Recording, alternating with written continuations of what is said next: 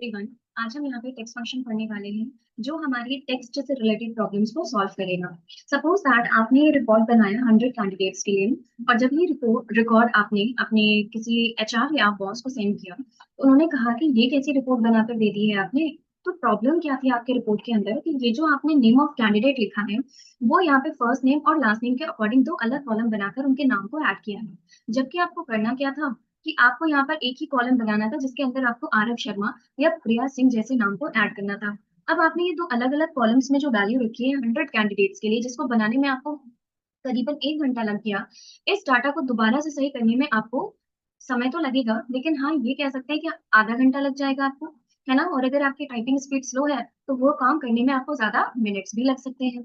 तब हमें पता चला कि जिस काम को करने में मिनट्स या घंटे लग जाते हैं, उसी काम को करने में हमारा जो प्रॉब्लम का सॉल्यूशन ऐड किया गया है, या उसी काम को कम समय में करने के लिए फंक्शंस का यूज कर लिया जाता है। और फंक्शंस के अंदर है कंकैटिनेट फंक्शन, जो कैसे एग्जीक्यूट किया जाएगा, तो equals to concatenate bracket open.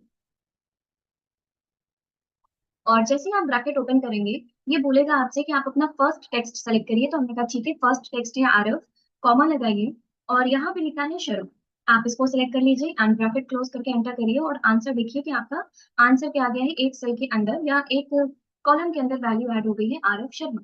लेकिन जब हम आरएफ शर्मा नाम से डाउन एरिया में ड्रैग करते हैं तो वैल्यू तो सभी की आ गई है, लेकिन हर एक नाम के बीच में स्पेस नहीं है। यानी कि आरव शर्मा नाम के बीच में हमें स्पेस चाहिए था और वो चीज नहीं है। तो उसके लिए आपको क्या करना है, फर्स्ट सेल को एडिट करना है, और फर्स्ट सेल को सिलेक्ट करने के बाद जो आपने कॉमा लगाया है उसी के बाद आपको डबल कोट्स ऐड करना है, स्पेस डबल कोट्स को क्लोज करके कॉमा लगा देंगे। एंड अब एंटर करके देखिए कि फर्स्ट नेम के बीच में आपको स्पेस मिल चुका है।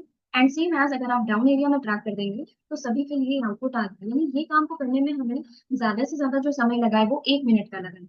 और आपको कितना समय लग सकता था, 30 मिनट, अगर आपको ये फंक्शन के बारे में नहीं पता होता। क्लियर है। नेक्स्ट फंक्शन है जिसका नाम है अपर फंक्शन। अब देखिए, अपर लोअर एंड प्रॉपर तीन फंक्शन है, और इन तीन फंक्शन का काम क्या है। तो अपर फंक्शन कैपिटल लेटर्स में वैल्यू को रिप्रेजेंट करता है, एंड लोअर उसी कैपिटल को स्मॉल में रिप्रेजेंट करता है। और जो प्रॉपर फंक्शन है, जैसे अभी निधि गुप्ता लिखा गया है जिसमें एन कैपिटल है और गुप्ता में जी कैपिटल है, बाकी सारे लेटर्स स्मॉल है, इस केस को प्रॉपर केस बोला जाता है। तो चलिए, यहाँ पर अगर हमने कोई भी नाम इसे हमने प्रॉपर केस में लिख दिया है और हमें चाहिए वो नाम कैपिटल लेटर में, तो उसके लिए हम लगाएंगे equals to upper bracket open, और हम अपने नाम को सेलेक्ट कर लेंगे। अब देखिए, आपने क्या किया था, कैटनेट के अंदर एक सेल के एक सेल को सिलेक्ट किया था और साथ में आपने दूसरे सेल को भी सिलेक्ट कर लिया था। लेकिन अपर के अंदर सिर्फ और सिर्फ एक सेल के अकॉर्डिंग ही काम होगा। आप एक सेल को सिलेक्ट करके ड्रा करेंगे तो आपके नीचे लिखे हुए नाम सभी कैपिटल में हो जाएंगे। लेकिन आप एक साथ, जैसे कि अभी आपने कहा कि अगर हम कॉमा लगा के दूसरा सेल सिलेक्ट कर लें और एंटर करेंगे, तो देखिए यहाँ पर दिखा रहा है you've enter too many argument to this function. ये बहुत सारे आर्ग्यूमेंट के साथ में काम नहीं करेगा।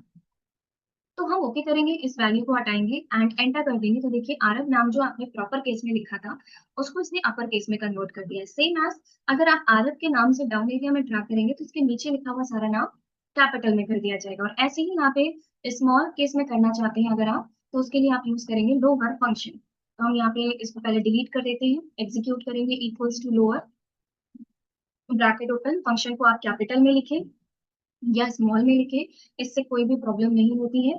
आपका फंक्शन का स्पेलिंग एकदम सही होना चाहिए। हम यहाँ पे अपर केस इसलिए यूज कर रहे हैं क्योंकि ये देखने में ज्यादा बेटर लगता है। देन हम वापस से आरव नेम को सिलेक्ट करके एंटर कर देंगे, और देखिए इसने क्या किया, आरव नेम को यहाँ पर स्मॉल लेटर में कन्वर्ट कर दिया है। तो हम कैपिटल को स्मॉल और स्मॉल को कैपिटल में अगर कन्वर्ट करना चाहते हैं तो उसके लिए हमें यूज करना होता है फंक्शन जिसका नाम है लोअर एंड अपर फंक्शन। अब ये ट्रिम फंक्शन क्या है। तो देखिए, ट्रिम एक ऐसा फंक्शन है जो एक्स्ट्रा स्पेसेस को रिमूव करने का काम करता है। अभी एक्स्ट्रा स्पेसेस कैसे रिमूव की जाएंगी, तो इसके लिए हम आपको एक छोटा सा टेबल बनाकर दिखाते हैं। जैसे कि मान लीजिए यहाँ पर हमने कुछ सिटी नेम लिख दिए हैं, तो यहाँ पर हम ऐड कर देंगे सिटी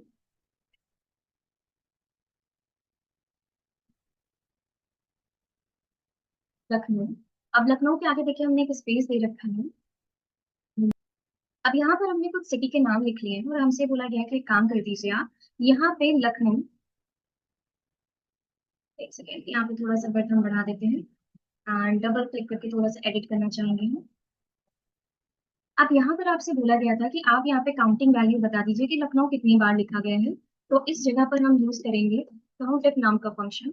और ये जो सिटी रेंज है, इस इंटायर रेंज को हम सिलेक्ट कर लेंगे, जिसके अंदर यहाँ पे मल्टीपल सिटीज के नाम लिखे होंगे। एंड कॉमा लगाकर हम यहाँ पे लखनऊ को सिलेक्ट कर लेंगे, क्योंकि लखनऊ हमारी क्राइटेरिया है। एंड ब्रैकेट क्लोज करके जब हमने एंटर किया तो देखिए दिखा रहा है कि लखनऊ सिटी को सिर्फ और सिर्फ एक बार लिखा गया है। क्या यहाँ पर लखनऊ एक बार लिखा गया है? अगर आप काउंट करें तो 1 2 3 एंड 4, 4 टाइम यहाँ पे लखनऊ लिखा गया। फिर ये रिजल्ट 1 क्यों बता रहे हैं?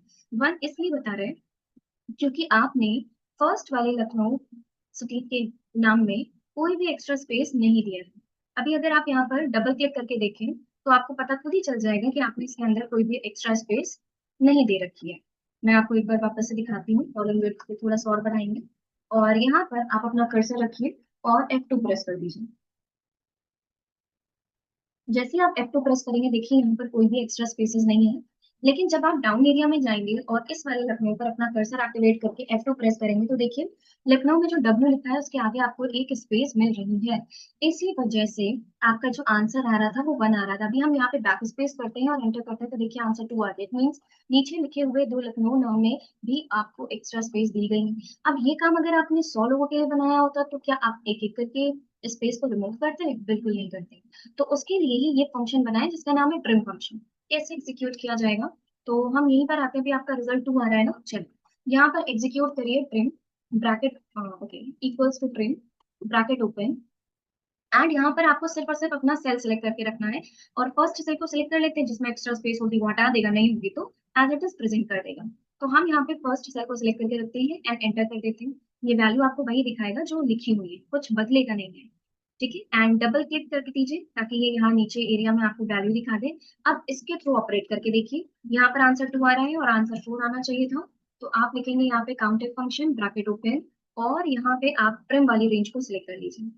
रेंज सेलेक्ट करने के बाद आप यहाँ पे कॉमा लगा के लखनऊ को सिलेक्ट कर लीजिए एंड एंटर करिए तो देखिए आपका आंसर के आगे 4 आ गए हैं। तो ये जो ट्रिम फंक्शन है वो टेक्स्ट फंक्शन के अंदर ही यूज किया जाता है एक्स्ट्रा स्पेसेस को रिमूव करके आपका आउटपुट सही देने के लिए। नेक्स्ट फंक्शन है REPT जिसका नाम है रिपीट। अब आप इसके अंदर जो भी वैल्यू देंगे ये उसको रिपीट कर देगा। तो ये है रिपीट फंक्शन जिस जो आपके किसी भी लिखी हुई वैल्यू को रिपीट कर सकता है। जैसे कि हमने कहा कि डबल कोट्स के अंदर यहाँ पर हमने लिखा है स्टार और इस स्टार को आप यहाँ पे 5 टाइम रिपीट कर दीजिए। तो जो हमने स्टार वहां पे टाइप किया है उसे भी डबल कोट्स के अंदर रखा है। अगर आप डबल कोट्स में नहीं देंगे तो ये अगेन एरर शो करेगा। और एंटर करने के बाद देखिए इसने 5 स्टार आपको शो कर दिया है।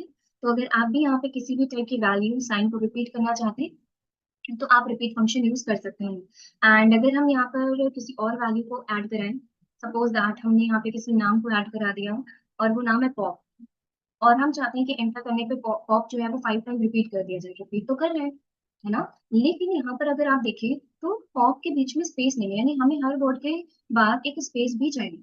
और आप उसके लिए कंकैटिनेट जैसा ऑप्शन मत यूज कर लीजिए।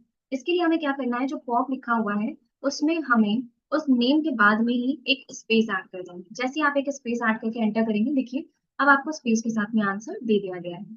नेक्स्ट ऑप्शन है आपके पास जिसका नाम है लेन फंक्शन।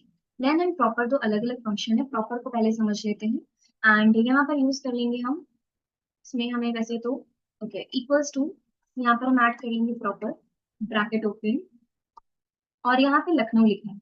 इस लखनऊ टेक्स्ट को सेलेक्ट करेंगे और ये क्या करके देगा हमें आउटपुट में, ये रिटर्न करेगा कि लखनऊ जो लिखा गया है वो अपर केस में है और ये उसको प्रॉपर केस में चेंज कर देगा। और प्रॉपर केस में फर्स्ट लेटर कैपिटल होता है, बाकी सारे लेटर स्मॉल होते हैं।